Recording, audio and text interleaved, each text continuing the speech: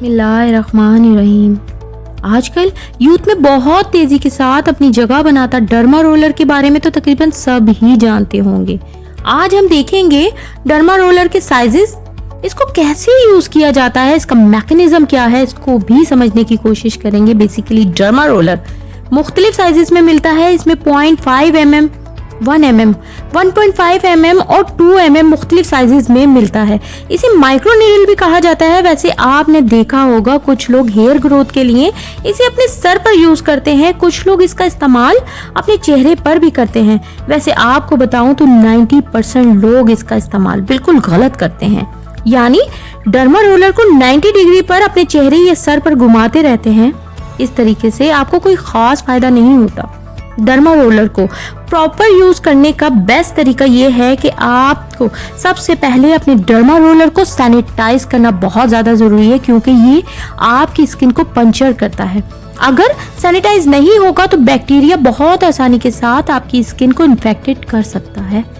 इसके इस्तेमाल का तरीका यह है कि सबसे पहले आप 4 से 5 दफ़ा अपनी स्किन पर डर्मा रोलर को 90 डिग्री पर घुमाएंगे। फिर इसके बाद आपने 180 डिग्री पर इसे घुमाना होता है, ताकि ये आपकी स्किन को हर जगह से इजीली पंचर कर सके।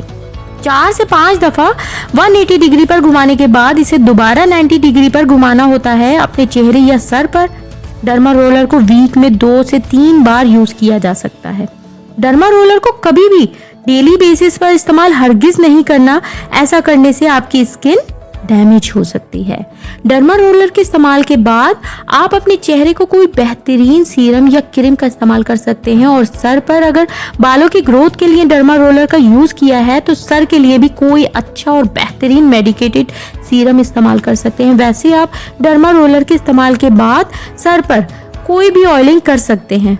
डर्मा रोलर के इस्तेमाल की असल वजह यही है कि जो सीरम या क्रीम आप चेहरे या सर पर इस्तेमाल कर रहे हैं, इसको आप अपनी स्किन में डीपली पेनिट्रेट कर सकें, ताकि आप बेस्ट रिजल्ट हासिल कर सकें।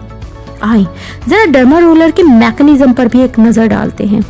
असल में डर्मा रोलर के अंदर जो माइक्रो नीडल होती हैं, ये बेसिकली स्टील की होती हैं, और ये निडल स्किन को पंचर करती हैं। जब स्किन पंचर होती है तो वहाँ आपका ब्लड फ्लो ज़्यादा हो जाता है, और ये कुदरती अमल है कि पंचर की सूरत में आपके कनेक्टिव टिश्यू एक्टिव हो जाते हैं और कोलेजन की प्रोडक्शन बढ़ जाती है। हीलिंग का प्रोसेस शुरू हो जाता है, और इसका एक फ़ायदा ये होता है कि कोलेजन की प्रोडक्शन बढ़ गई है, और अगर आपके चेहरे पर कोई भी एक्ने स्कार है या कोई भी इशू है तो कोलेजन की प्रोडक्शन के बढ़ने की वजह से वो स्कार या प्रॉब्लम सॉल्व हो जाती है। इसी तरह अगर आप एंटी एजिंग के लिए डर्मा रोलर का यूज करते हैं तो डर्मा रोलर के इस्तेमाल के बाद आपकी स्किन पर कोलेजन की प्रोडक्शन बढ़ी हुई होगी, जिसकी वजह से रिंकल और फाइन लाइंस खत्म हो जाएंगी। इस वीडियो से आप डर्मा रोलर के बेसिक फंक्शन तो जान ही गए होंगे, फिर भी कुछ जानना है तो मुझे कमेंट करना बिल्कुल भी ना भूलिएगा। वीडियो पसंद आई है तो लाइक शेयर कर दें। जज़ाकल्लाह।